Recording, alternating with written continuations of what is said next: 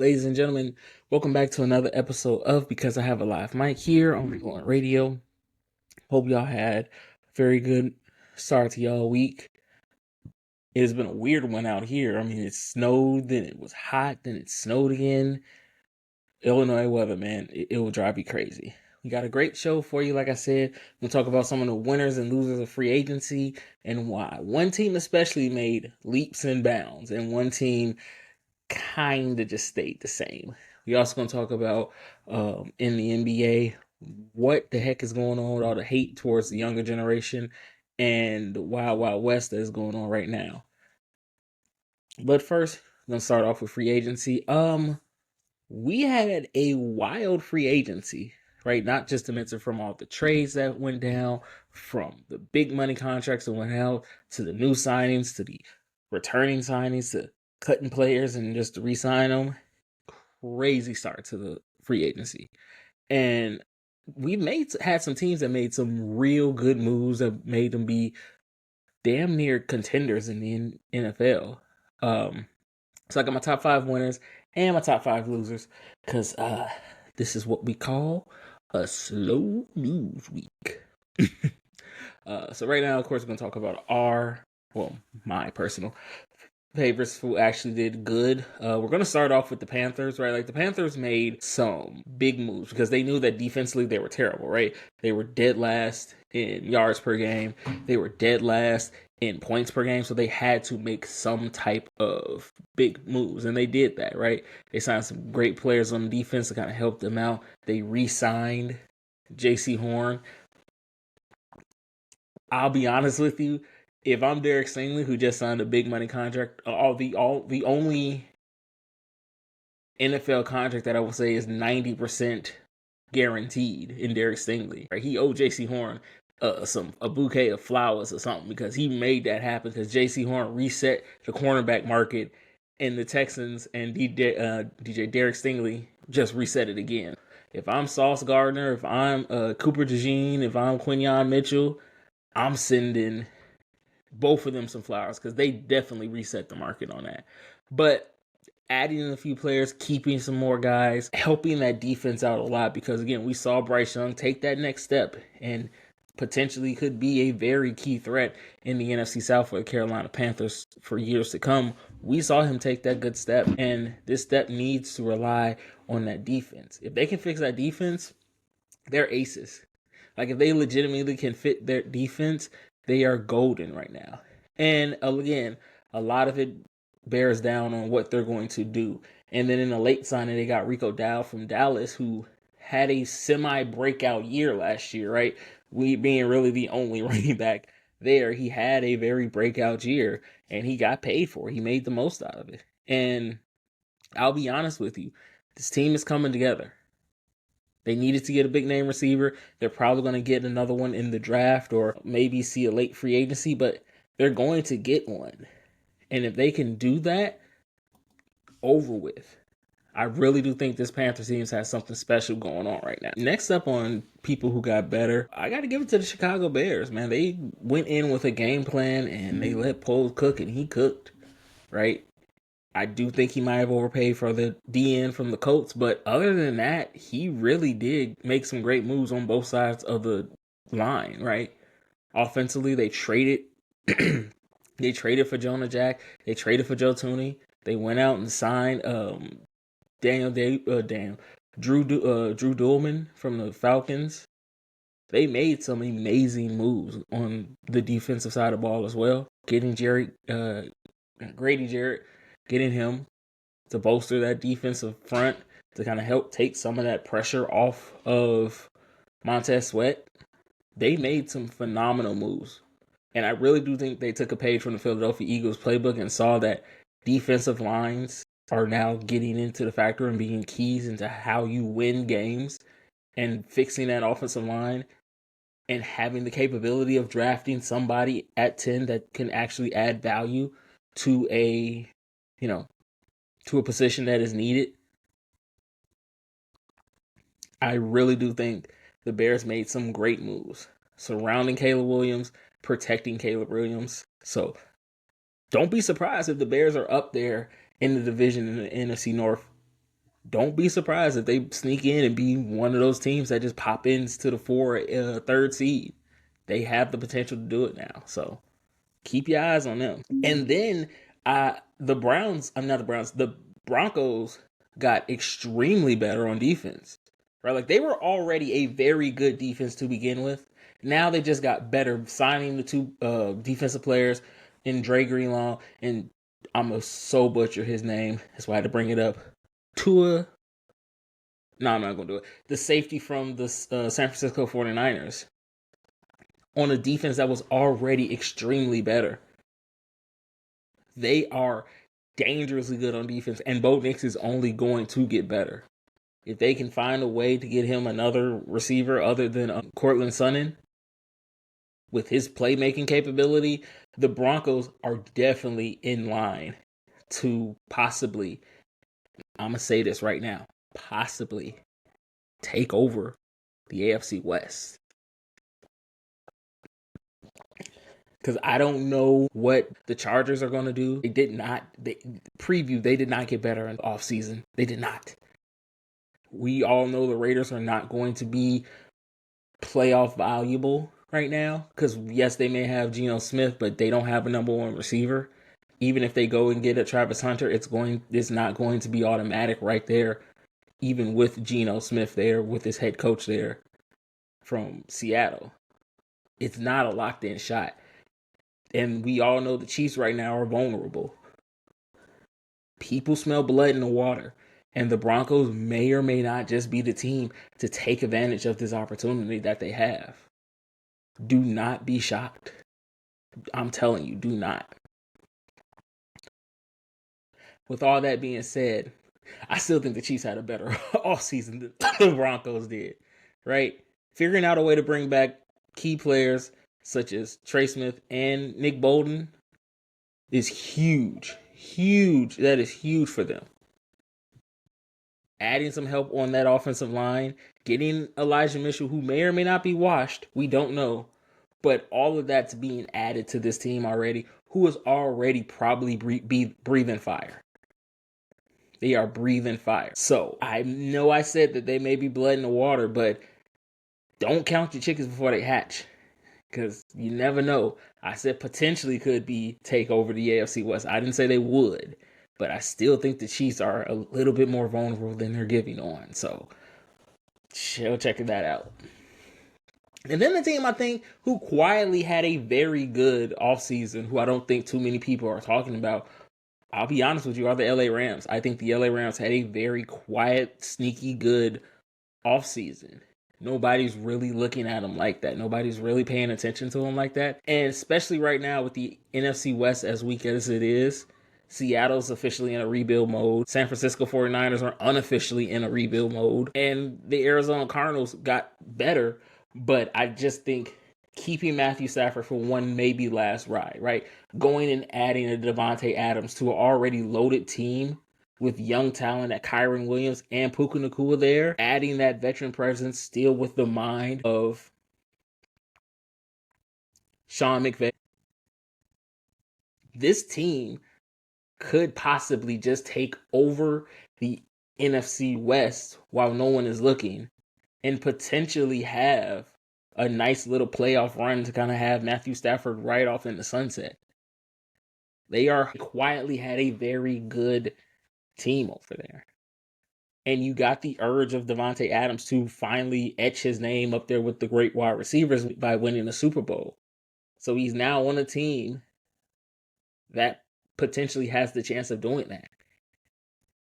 They quietly had one of those off seasons where nobody really remembers they made a lot of key moves, but then they quietly just make it up for being in the Super Bowl.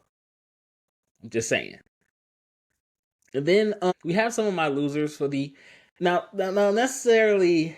Well, I'll say the bottom. Well, I'll say a few of them not necessarily had a bad off season, but a lot of them just did not make the moves to make their team better. One of those key factors is the Philadelphia Eagles, right? Like they didn't have a bad off season per se, but they lost a lot of key players on defense.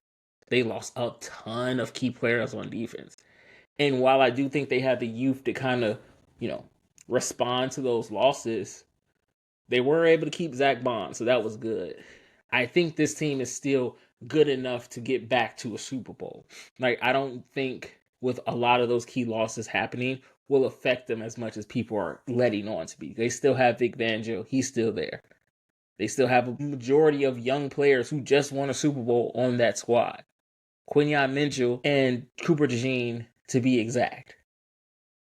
They still have the best running back in the NFL today in Saquon Barkley. They still have a great receiver core, and they still have Jalen Hurts. I don't think they necessarily lost. I think it's a step back with Washington coming the way they are coming right now. I just don't think the road to the Super Bowl this year will be super easy for Philadelphia. I think it's gotten a little bit harder, and you don't want that when you're already coming off a Super Bowl, when you're the champion and everybody is gunning for you. Speaking of being the champion and everybody gunning for you, Dallas haven't felt that in a while, since like the 90s. They haven't felt being wanted for a while, but they once again had a middling to bad offseason. Jerry made no real like moves, earth-shattering moves.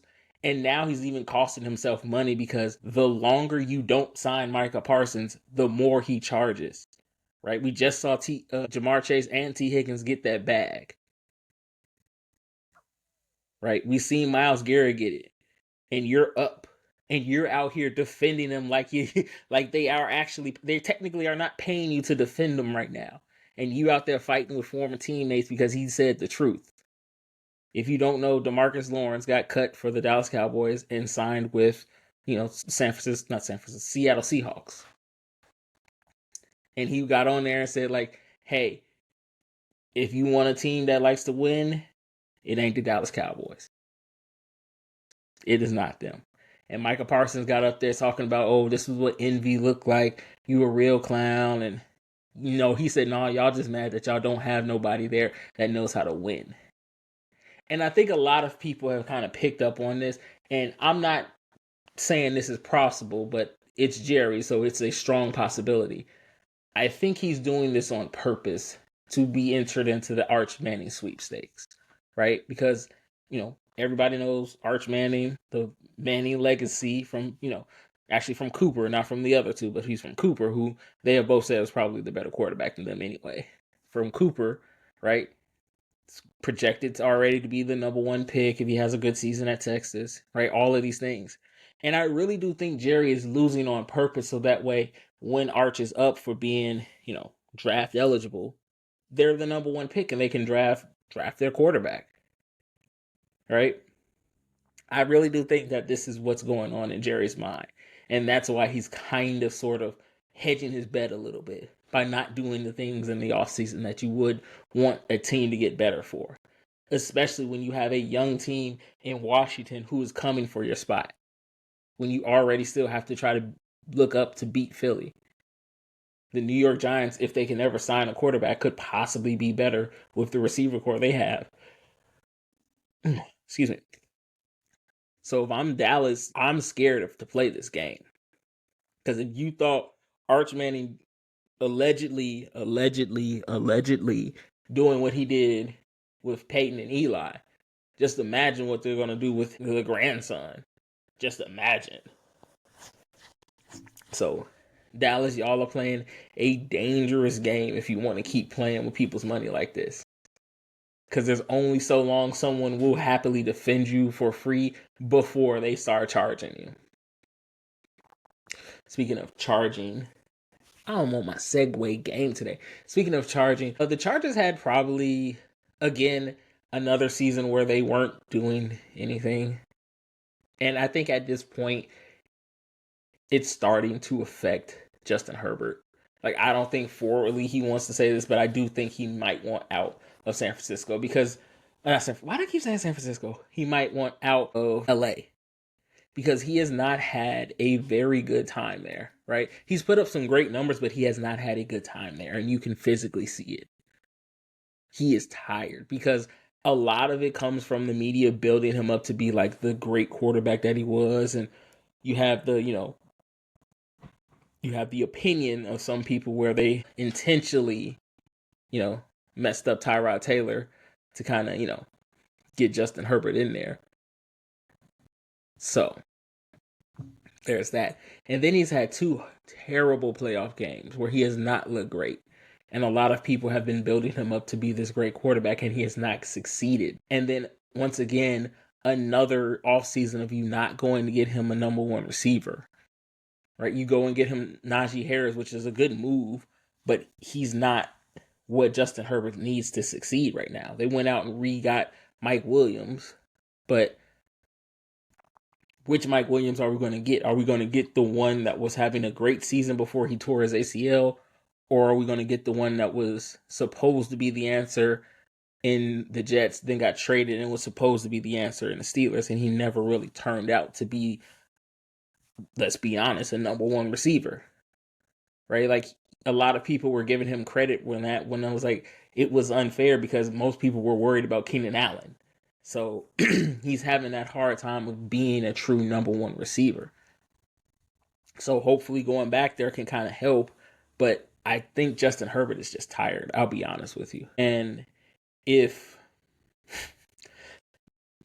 Jeff's gonna kill me for saying this, Jeff Owens, head of Hit Mix down in Eastern, where I made my stomping grounds at, but he's gonna kill me for saying this. If Justin Herbert hits the trade market or even hints at being traded, want to be traded, or wanting to be out of LA, I think the Steelers should probably go for it. I think the Steelers should probably do something that I don't think a lot of people are going to agree with. I think the Steelers should probably trade J.J. Watt for a chance to get Justin Herbert. Right? Because the Steelers had one of those off season where you generally don't know what they were going to do. They had 2 quarterbacks on the roster, which they didn't really believe in both. Justin Fields had the hot start.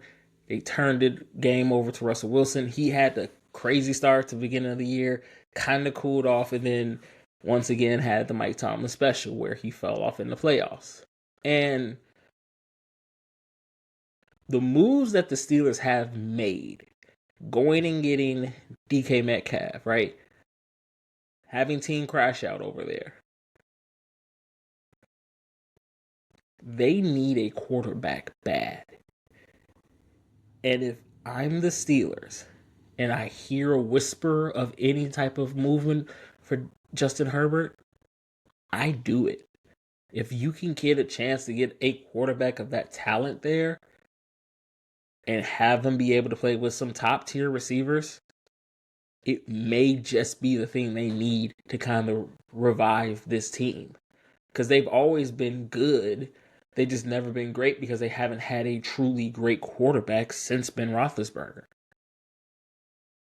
Even with the ghost of Ben Roethlisberger playing in those last few games as a Steeler, he was still very good, and they haven't found the answer to it since. They thought it was Kenny Pickett.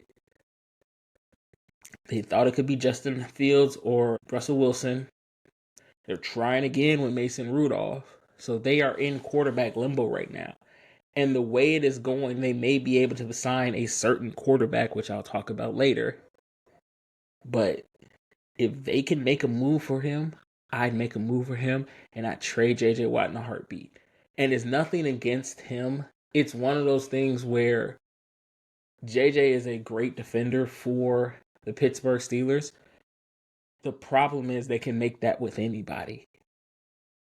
They can make that with legitimately anybody. How many times have we seen a defensive player on the Steelers come and go, and we say there's never going to be another one like him, and then they just produce another one like him? If you have the possibility of getting a potential generational quarterback on a team that has not had one in a while, I go for it.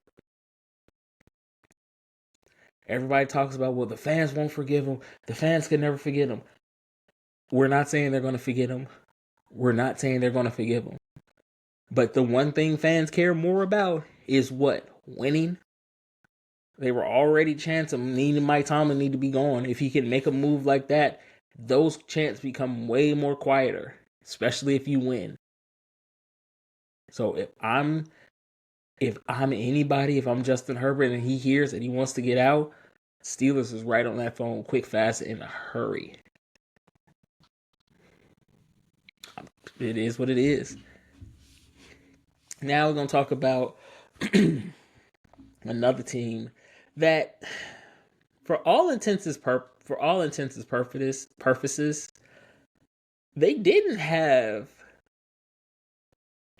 They had a bad offseason, but a lot of it wasn't because of them. A lot of it was because of the moves they made, which seemed backwards, right? Because we just saw CJ Stroud had a down season. We literally just saw him have a down season this year. And a lot of that came from like a no offensive line, right? A lot of that came from that.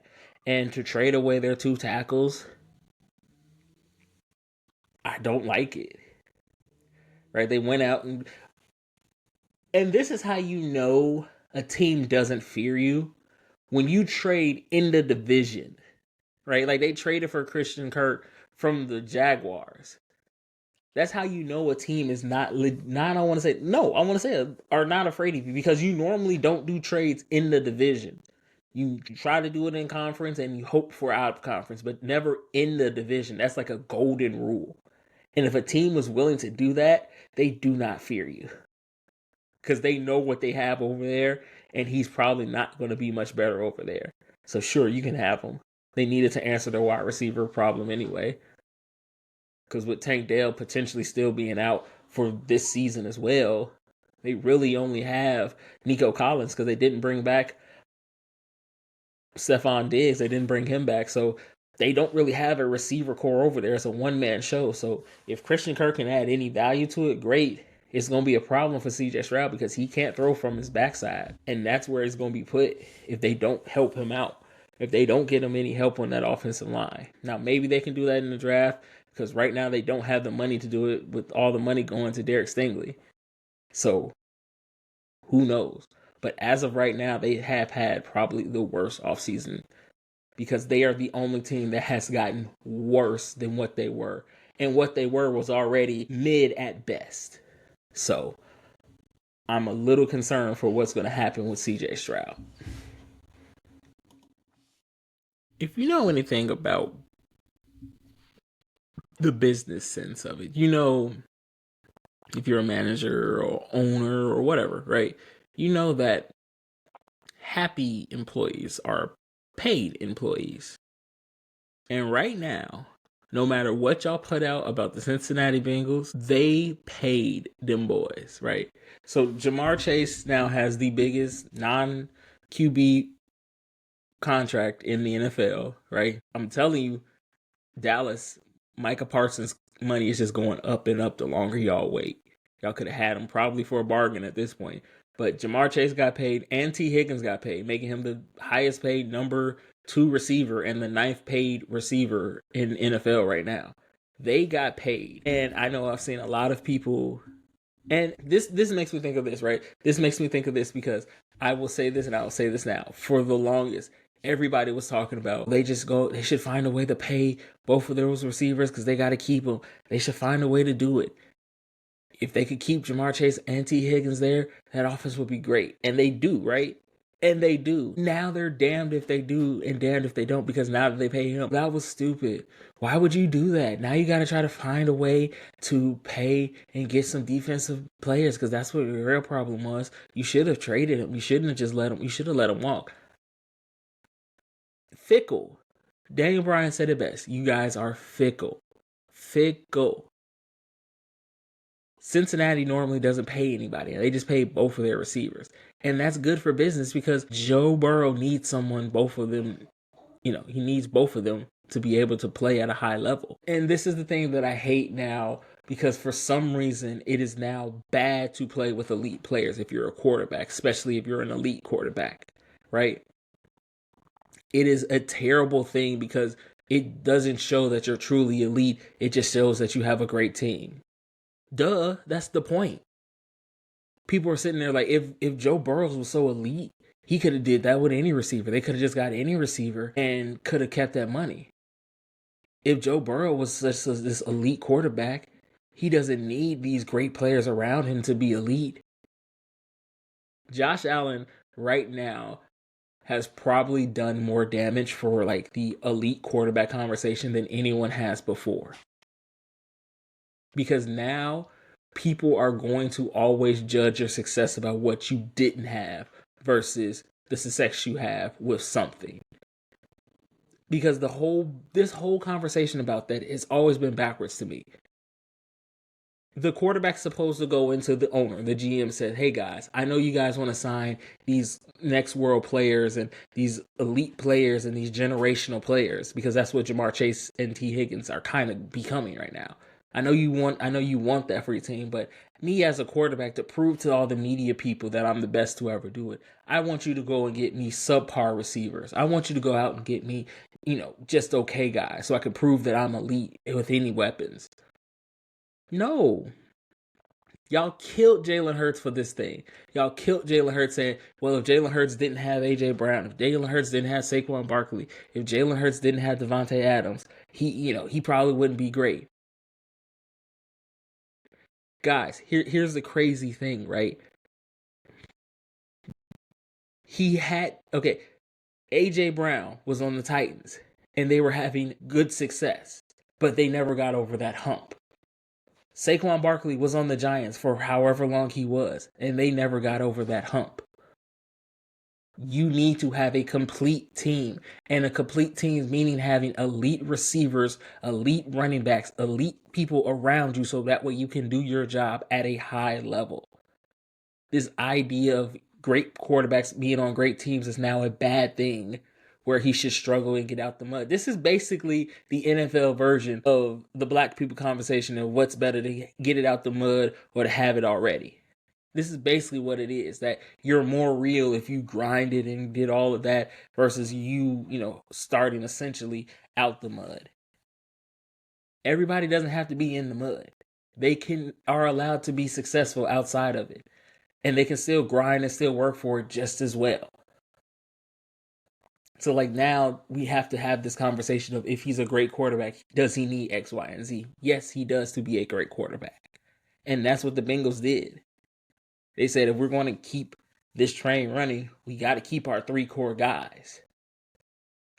Because people forget, people were talking about how, they didn't make the playoffs last year, and they kept basically the same team. They were 1 game away from making the playoffs.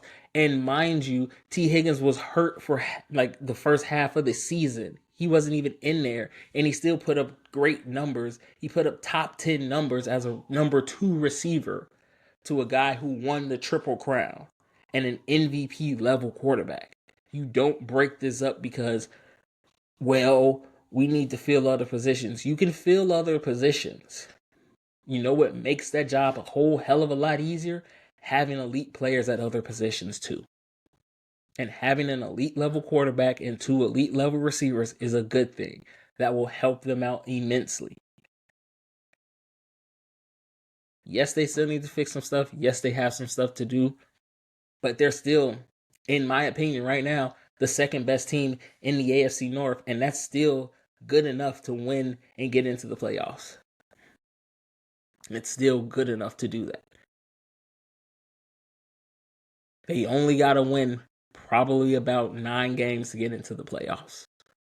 With this roster right now set up, especially with Jamar Chase and T. Higgins, knowing they have that money secured away, watch them play phenomenal this year. Watch them. And I bet money, the course is around. Is it going to be how great they played? But, they probably would have been playing greater if they had a better defense. So I still don't know about the signing of Jamar Chase. And I don't think about the signing of T. Higgins. I think they probably should have did that. The Bengals are going to have a phenomenal year this year. They're going to have one. They still have some holes to fill, but they are definitely going to be way better than the team we saw this season, or last season now, essentially. Just wait. Because, by the way, they still have enough money left over, barely, to sign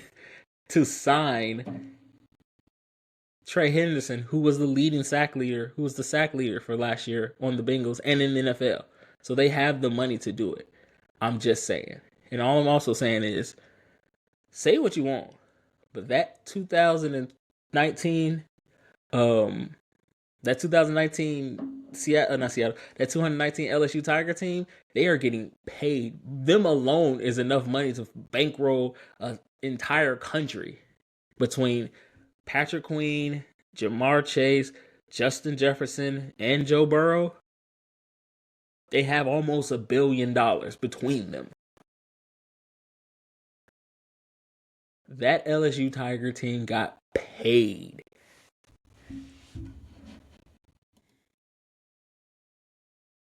Now we got Aaron Rodgers, and I'm not being forced to do this. A little bit I am. But an Aaron Rodgers update, Aaron Rodgers is playing hard to get with teams that don't want him. It's basically what it boils down to. Like, I was trying to have a funny thing to say, but no, like, he's playing hard to get with people who don't want him. He's asking for like $100 million contract. He want that Sam Darnold contract. That's what he want. And Sam Darnold is still seeing ghosts, so I don't know if I want to pay him that much money. And it boils down to, do you want to pay a quarterback in his 40s who had his worst statistical season last year, coming off an Achilles? Do you really want to take that risk and give him that type of money for a guy who may or may not, be honest, finish the season? Or if he does, he signs a 2-year contract and retires, and you still have to pay him for doing nothing. And I know a lot of people do have rebound seasons after tearing their Achilles, because it takes a while to kind of, trust in your body. So speaking, if anybody is Aaron Rodgers, because he probably rubbed some raw meat and honey on his wound and just walked it off, because he apparently was able to play if they made it to the playoffs, and he came back, which was still shocking to me. But he is trying to get a contract with a contender, and most contenders either found their guy or are just going to draft their guy. Like, the only two teams that are really showing interest in him are Pittsburgh and the New York Giants. And the team he wants to go to, because he so wants to be Brett Favre so bad, he wants to go to Minnesota. And Minnesota's kind of hemming and hawing because they don't know, right? They have the young quarterback in J.J. McCarthy. They may see what they have in him versus going out, signing a guy, potentially pushing back J.J. McCarthy's, progression, because we know Aaron Rodgers is not the guy that's going to teach the young quarterback how to do things. We all know that. He wants to complete the Brett Favre arc so far, and it's just not going to work for him.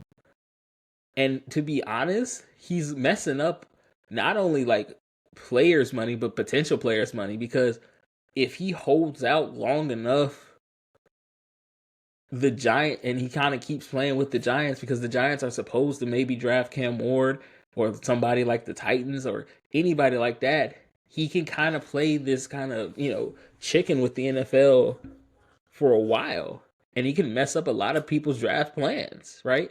Because in the last minute, somebody can swoop in and sign in Aaron Rodgers when they thought they had him locked down, and now it throws everything into whack. And I mean, that fits Aaron Rodgers' persona, but he's holding up money for a lot of other quarterbacks to see what's going to happen. And not even from like he's trying to get the best contract. It's mostly because he has an ego. His ego got bruised in New York, and now he's kind of trying to hold it, hold that ego back up some by saying like he's still a valuable quarterback. He's still a he's still a high value quarterback. And a lot of teams are not going for it. A lot of teams are very questionable about it. And not only that on the field, on the play, but potentially his field in the locker room, right? No matter what he says, no matter how he tries to put it, he got Robert Saleh fired. He bullied the general manager, or probably his sons, into getting Devontae Adams because they knew they had a great connection. And a lot of it failed. And a lot of it fell on him. And I don't think his ego is able to handle it as well as a lot of people give him credit for. And we see it now. And I think he's still trying to prove everybody that he's still a top quarterback and he can still take a team to a Super Bowl when you haven't for a while. And this could end up bad for him. Like he could end up being on a New York Giants team and constantly haggle that retirement thing over them. Right? Just imagine if he signs with the New York Giants, right? Who are planning on probably trying to take a quarterback early on, if there was one there. Imagine that. It could mess up so many plans. And worse for wear, it could really mess up people's money. Right? Because for people who don't know, you get paid more if you get drafted in the first and second round versus you do in the third and later on rounds, right? Look at Pittsburgh, for example, right? You have Jackson Dart, who, by all accounts, is almost the quarterback for Pittsburgh. He could mess up the money for them because if he signs with them, instead of him going maybe in the first round, maybe being a late second round pick, he could probably drop down to the third round because they feel like they won't need him as much if they have the quarterback there in Aaron Rodgers. And he can mess up his money. So, for all intents and purposes, Aaron Rodgers is holding the NFL quarterback market at hostage. And for what it's worth, I hope he gets his money, but he's probably not because teams just don't believe him.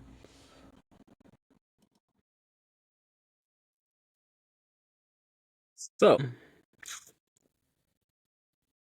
I saw this on Twitter the other day and it got me thinking. And one of the things that I do call that I see more nowadays that I've seen in times past is that a lot of the older generation in the NBA,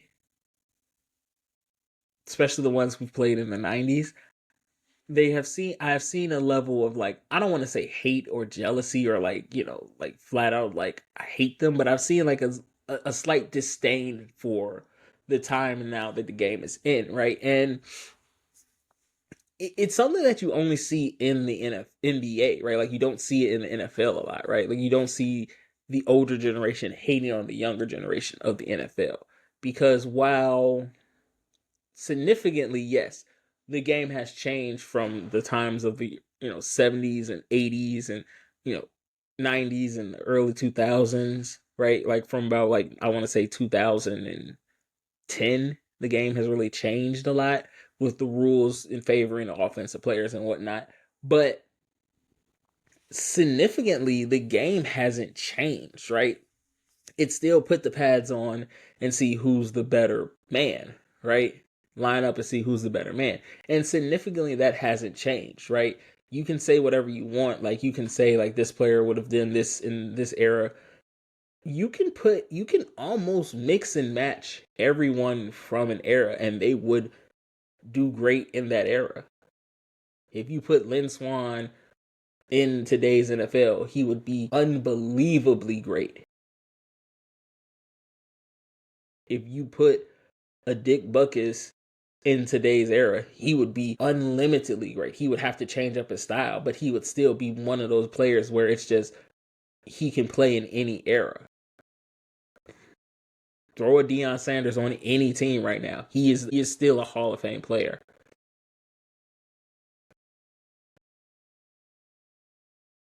Throw a Eric Dickerson, a Walter Payton. Put them in today's era, swap them out for Saquon and Derrick Henry. Otherworldly and still in a great era.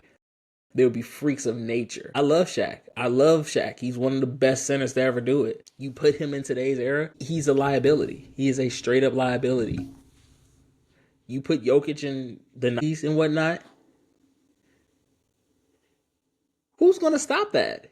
You're pulling your center away from the hoop and having him guard a dude who is 7 foot and can pass like no one has ever seen for a big man like that. Right? I know Magic Johnson was a 6'9" guard who could see the whole court, but imagine a center coming down the lane, directing traffic. Right? The problem is, I think it is this romanticization of the olden days, right? If you were to put a lot of players today, and even if you wanted to give them hand checking, right? Because that's every old head's excuse. Back in the day they had hand checking. Back in the day they had hand checking. Let me tell you this right now. I've seen multiple clips of the Isaiah Thomas thing of talk about how they would go after Steph Curry knees and how if anybody came in the hole, they would get clobbered and all of that. I've said this before and I say it again. That's not defense. If the only way for you to stop a dude from scoring is to literally take them out of the game, you didn't play good defense. If that's your only way to stop him. That to me saying that I don't know what we can do about this dude. We'll just make sure he don't finish the game. That's basically what you're saying. We ain't got no answer for him, so let's take him out. A lot of the old heads, I just don't think. I don't want to say they don't respect a lot of the players, but they don't respect a lot of the players. They don't really have that camaraderie, so to speak. Because every chance they get, they're literally, not to use the term, but dunking on them. If y'all think LeBron James couldn't play in that era because he's quote unquote soft, y'all are crazy.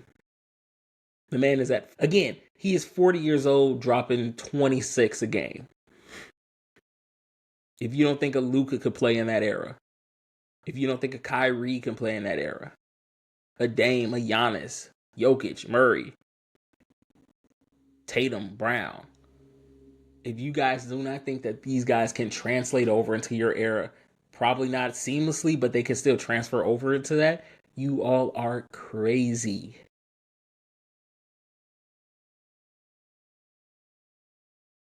Instead of trying to constantly say, like, they're not as good as X, Y, and Z, they're not as good as this player, try to uplift it. Like, y'all worried about y'all ratings because if the old heads of basketball is sitting there saying, like, I don't like this, then that's what everybody's going to say. But if y'all saying, you know what, hey, this is not my cup of tea, but this is still some great basketball. We still got some great players going on right now. Y'all should watch them. Try that. Instead of trying to dunk on them every chance you get, saying, like, this player couldn't play in my time. My time was the best time. That's why nobody watches it. If you guys are saying it, your word has value. Your word has significant meaning to them. So if you're saying that these guys wouldn't be able to do it, why would I need to watch them play? And it's not even like super hard to do. Like some of these guys really just need a little uplifting every now and then. And then one of the things that I also have seen that which still bugs me to this day, for no apparent reason. And I hope and pray that it's over with, is this Bronny madness that is going on.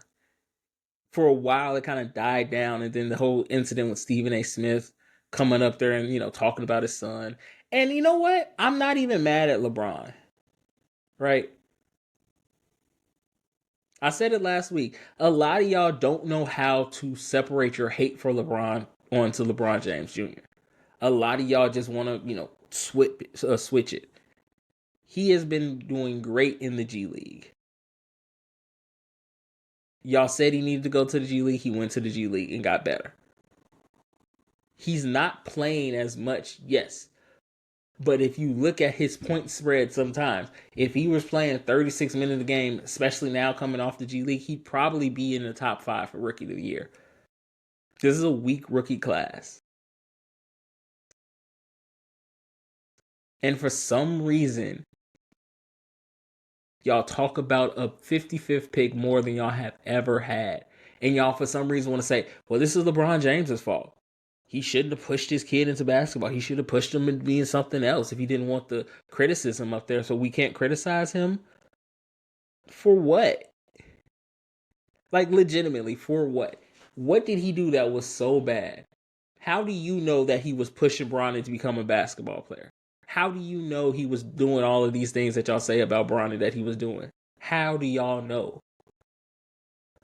Y'all are making these wild assumptions in your head because Bronny looked down one game at this game I saw. He looked down and he just looked so sad that he had to be there and do all of these things, and he looked so sad about it. The guy had a legitimate heart condition which probably would have ended his basketball career and still was able to come back. Should he left college soon? No, I think he should have stayed in. But to sit there and say that Bronny was looking sad, so that must be a sign that he doesn't really want to play the game. His dad is forcing him to do it because he wants the legacy there. He wants his sons in the NBA. The nerve of LeBron. How dare he? But for y'all to sit here and try to play, couch psychologist and see that when y'all don't know Bronny. I'm pretty sure if he wasn't happy, he would have just been like, nah, I don't want to do this. I'm pretty sure. I'm 100% sure he probably would have said that. But instead, y'all want to do this whole thing and flip it so that way y'all can blame LeBron for something else. That's his kid. He wants his kid to be good. This further shows me that a lot of y'all didn't get hugs from y'all parents as children. Because a lot of y'all are shocked when a parent says something wildly outrageous about his kid. He said his kid is better than half of the NBA. What did y'all expect? Did he 100% mean it? Probably not. But what did y'all expect? That is his son. And now, because the Lakers are having a modicum of success, Bronny James Jr. is doing good in the G League. Now y'all got to try to find every other conclusion to say that Bronny is trying to get rescued. That Bronny is over there blinking twice because he's been holding hostage. Go outside every now and then. Go outside and touch grass. Because, again, these are the things that are ruining the ratings for the NBA. Because people who watch the NBA don't really care about Bronny James Jr. They don't care about, any of the things going on back in the day. They want to know what's going on with basketball right now. And between the old heads talking how bad about the game, right now, it is ruining the game experience for a lot of people. And if the NBA doesn't fix it soon, I don't know how long it'll be before they are literally doing what First Take is doing on Inside the NBA and just having random non-sports people up there, right? They talked about Kai Cenat, but watch. In 4 to 5 years when their ratings aren't doing great, they're going to try to find they're going to probably try to find Kai Cenat or ISO Speed or somebody else there to get up there so they can pop a rating, get some views. Be careful what you talk about because you never know when you might be in that situation.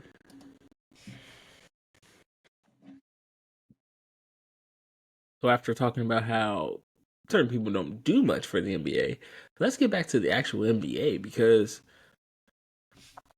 hey, say what you want, the West is playing right now, right? Like we got some actual good games in the West, and I'll be honest with you, the Wild Wild West is back. The Wild Wild West is back because we got the favorites, we got your dark horses, we got your guys that are getting there, but probably a year away or two from actually winning it, right? And I mean, obviously the favorites right now is OKC. Uncle Shay Shay can say OKC, USC, PTSD, Lakers in 5, all he wants, but they are playing some legit ball. Having some great players on defense. Chet playing amazing. Caruso is back there doing his thing.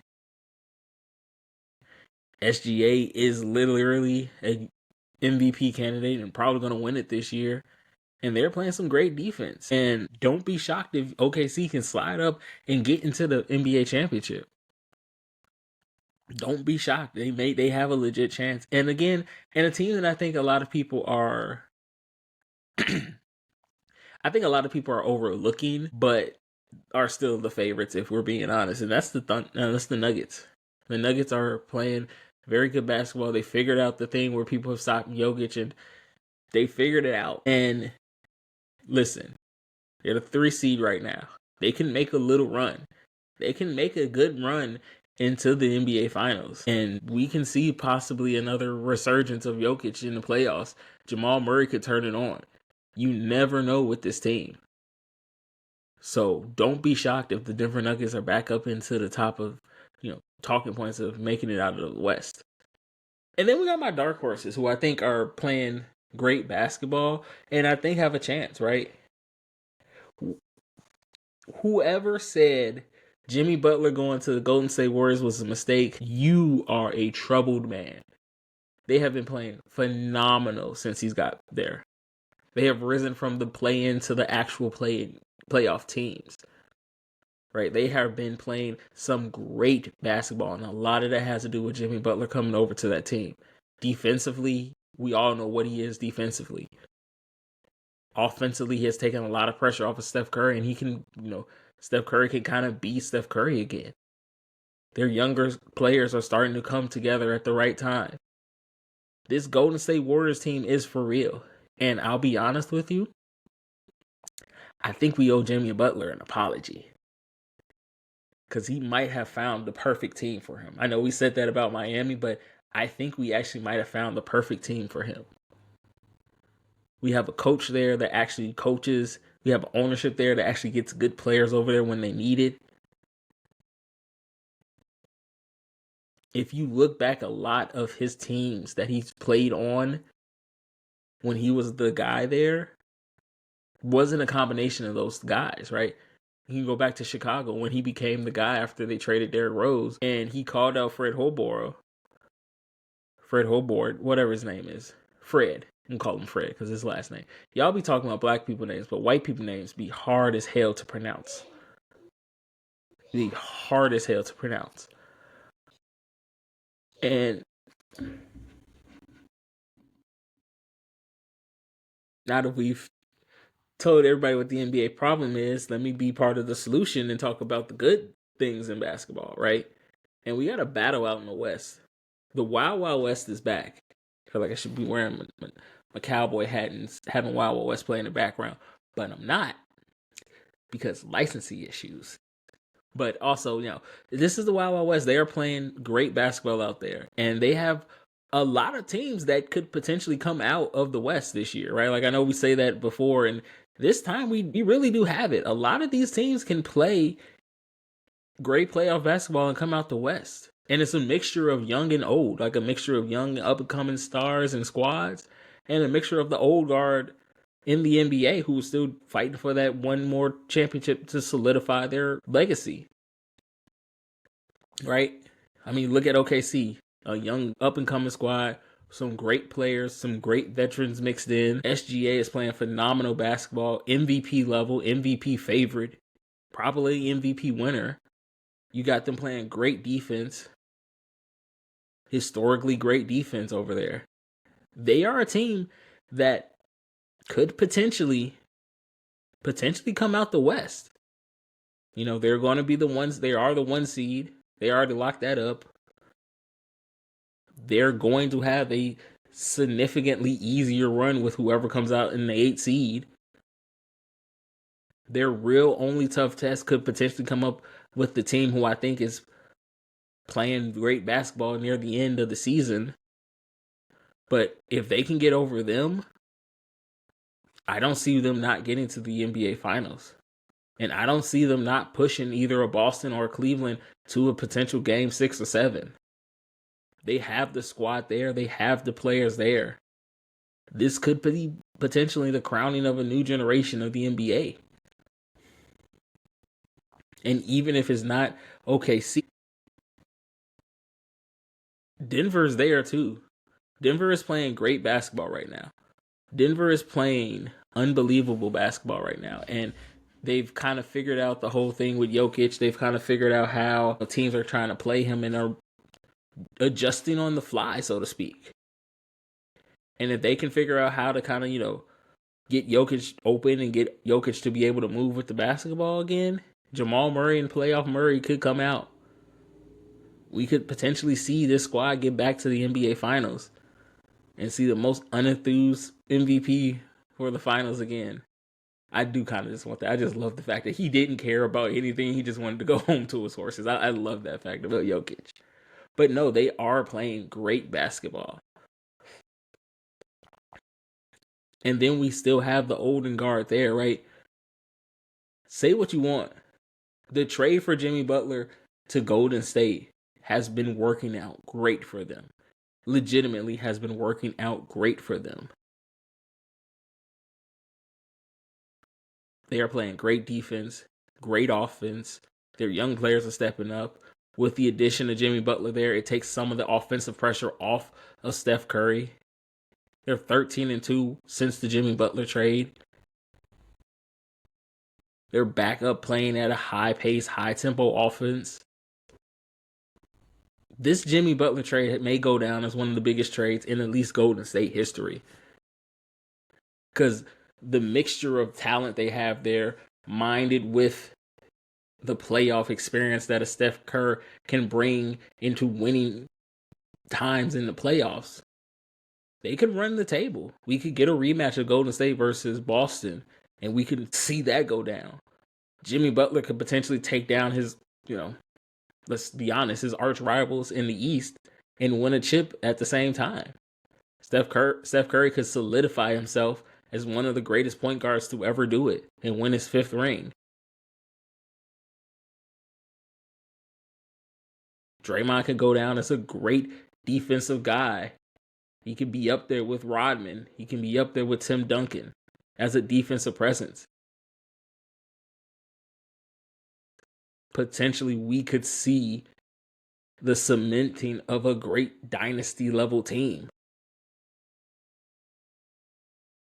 And a lot of that has to do with Jimmy Butler. A lot of that has to do with the Jimmy Butler trade. And I know people were questioning it earlier and saying that, Jimmy Butler goes there. He's, it's going to cause a scene and everything like that with him and Draymond. I'm still waiting for that crash out to happen because both of them on the same team, somebody's going to crash out. One of the two of them are. But it hasn't happened yet, and I don't think it will because they have eyes on the prize, which is winning a title this year. Solidifying themselves as all-time great players. Pushing Jimmy into that great player echelons. Pushing him out of that muck of not being of a great player who didn't win a title to, at the very least, a champion level player. And a lot of that is due to this Jimmy Butler trade. So, and we may owe Jimmy Butler an apology. We may owe him an apology because we have said I know a lot of that has come out that Jimmy Butler is a locker room cancer and all of that, but he really just wants to play and win. That's all he cares about. He wants to play and win, and this team is giving him the best chance of doing what he wants to do. Chicago, he was there. He called out the coach. He called out Fred. I ain't gonna try to say his last name because y'all talk about black people names. Them white people names, who Lord. But he called them out. And ever since they traded, the Bulls have had one successful season, and that's about it since he left. Minnesota. The two people he called out on the team for being the best players but have the worst work ethic are not on the team anymore. They did Tobias Harris over me in Philly, and look where Philly has gotten. Miami is slowly but surely falling apart a little bit. We have talked about Jimmy Butler being quite possibly a quote-unquote cancer in the locker room where he just has a mindset of, no, I want to win games, and some of these scrubs ain't worth my time. And he's finally on a team with winners, and he's finally on a team with championship contenders. So, yeah, we owe Jimmy an apology. And then another team I think has kind of raised himself up is the Memphis Grizzlies, right? Memphis has come together, right? They have started playing very good basketball. John Morant is running that thing crazy, right? And we talk about sameness in the NBA. We talk about how everybody just shoots threes and doesn't really move with the basketball. If you haven't watched a Memphis Grizzlies game, that is orchestra in motion, right? They rarely do any pick and rolls. They have a high, fast-paced offense with exciting plays, makes a lot of passes. The way they pass it could make Greg Popovich puck. They play a different style of basketball, and it's working for them right now. They're the 4th seed in the West. They've come out of the muck too. With everything going on around them not being as great as they once used to be, they're playing great basketball. And don't be shocked if it slide up and get into the West Finals, right? Do I think they have a chance of winning it? Yeah, they're one of my dark horse teams. But it's 4 games. You got to win 4 out of 7 games in any playoff series. You never know how it's going to go down. And you don't want to be in that situation with a team who, really and truthfully, this year was supposed to be a wash for them. right? Ja Morant came back off of the suspension, off of the injury, off of everything. They didn't have Steven Adams. A lot of people thought this team was going to just wait it out, probably try to get in the Cooper Flagg sweepstakes. But they turned this thing around. And if I'm any team, I don't know if I want to be in a series with the Memphis Grizzlies, right? And then obviously we got an old faithful, good old LA Lakers, right? Say what you want. But as we see with Dallas, when you do stuff to spite somebody, karma comes back to bite you. Because right now they don't have enough players on a squad to play a game. They're sending Anthony Davis to the G League to see if he's ready to come back. They don't have enough money to even sign a two-way player from their own G League squads. Karma is a bitch. When you try to do stuff to hurt somebody else, you always end up getting hurt. And look at the Lakers. They've had a little losing streak. LeBron James has been hurt. But if you look at those games, they have been some competitive games. The game against Boston was real competitive up until a certain point. The big question for them is, can they continue to do this without LeBron until he gets back? But they have Luka there. This team is coming together. Another team that moves without the basketball very well, who's using LeBron James as an off-ball screener for the first time in his career. JJ Redick has this team playing. They have this team scoring points in abundance. And defensively, yeah, they're not great, but they are able to hold some people when they need to. This is a scary good team. You add the fact of LeBron James, who went to 8 straight finals. Like, just imagine that. And like, this is the part of LeBron's legacy that we don't talk about much, right? Because he went to 8 straight finals. Yeah, we all, Jordan went 6-0. But this is something that we don't talk about, where he went to 8 straight finals. 8 straight finals. There is a generation of children who did not know an NBA final without LeBron James in it.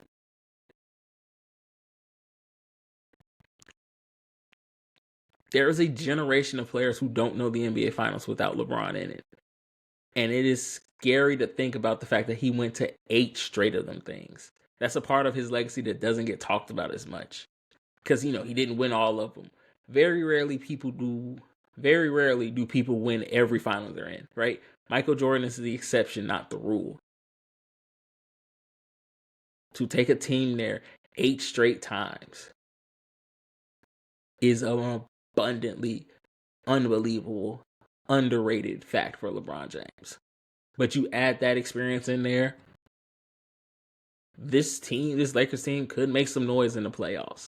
It could potentially be one of those squads that, again, you only got to win 4 straight. That's all you got to do. And this is not the LeBron James when he first went to the playoffs and he was scarish, right? Y'all love to talk about how if LeBron James had Kobe Bryant's mentality, he would have been so much better. Like, no, he wouldn't. No, he wouldn't. The reason why LeBron James was able to go to 8 straight finals is because he did something that Kobe didn't do. He trusted his teammates. Like, a lot of people slam LeBron for not taking those tough shots like Kobe would have. That Mamba mentality that Kobe would have. Yeah, because some of those shots weren't the smartest shots. They weren't the right shots. Kobe didn't trust his teammates, so he said, I'll live and die with my decision. And that's what he did sometimes. Like, again, we love to talk about the game winners, but no one talks about the game losers for a reason. Because sometimes they are not the best shots. But LeBron with the Mamba mentality wouldn't have worked. So this is probably the best version of LeBron, the facilitator, the guy running the show. With Luka right there having to be able to score. Austin Reeves, Dalton Connect coming alive. This team is legit. And I don't think people really want to give us credit for it. And I will give them its due. They have a potential to get to the finals. I don't know what I want more. If I want the Luka Doncic versus Boston matchup because of the history there with the Lakers versus Celtics. You got the history there between Luka and Jaylen Brown, the little rivalry they got going on. You got the storyline of Jason Tatum versus LeBron James. LeBron James bullying Jason Tatum for the first few years of his career in Boston. Now the grown MVP level player, champion level player that Jason Tatum has turned into versus the old guard who's still trying to show that he is still the reigning and defending king of the NBA. Or you got the storyline of LeBron James going against his hometown team, the team he brought back into prominence, the team he brought a title to, the team he had the greatest comeback in NBA history with. I don't know what storyline I want more, but I want one of those two. I want one of those two so desperately. But yeah, I think the Lakers are a scary dark horse to kind of get in there. And I'll still give it to the T-Wolves too, right? Like, I think the T-Wolves aren't getting as much credit as they do because they have been hot and cold, up and down a lot. But they are getting better. Anthony Edwards is coming into his own. I think all the drama is kind of behind him and he's starting to focus on basketball. The defense is coming together. So slowly but surely, this T-Wolves team could be something hard to beat. So I don't think they'll get to the finals, though. I think maybe the Western Conference Finals again before they have to realize they probably need some more and don't have the money to do that anymore. We'll see. But this team there could be legit. So. And before I go, since it is March and March Madness is all the rave right now, I did want to do this. I did want to give I'll be honest, probably my best landing spot for the sensation that is Cooper Flagg. And I'll be honest with you, if they can swing it, if San Antonio ends up getting the first pick, obviously that's to me the best landing spot for him. Pairing him up with Wemby, him being the wing player they need to make themselves a contender, having him and Wemby and De'Aaron Fox on the same squad, him being a great two-way player, pairing that with Wemby, oh yeah, Spurs would automatically be contenders because they are back to being what they were with Tim Duncan and David Robinson. The Twin Towers will be back.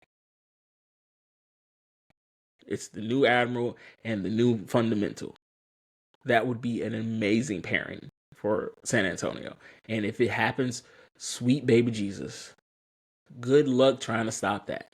But ladies and gentlemen, that is my time. I have went way over. Shout out to y'all for listening. Don't forget to vote for me for Best Sports Podcast in the 290 Thank You for Listening Awards. Make sure y'all vote for me on that one. The link is in the bio up here somewhere. The link is in that bio. Other than that, vote for Fluent Radio for Best Podcast and Internet Radio. Whatever y'all want to do, just vote for Fluent Radio. Like I said, shout out to y'all for listening. Shout out for Fluent Radio for putting me on. Until next time, guys, I got 2 fingers for you. Deuces. Because I Have a Live Mic was proudly presented to you by Fluent Radio, where all things are fluent. Please like, share, and subscribe. All right, 2 fingers. Deuces.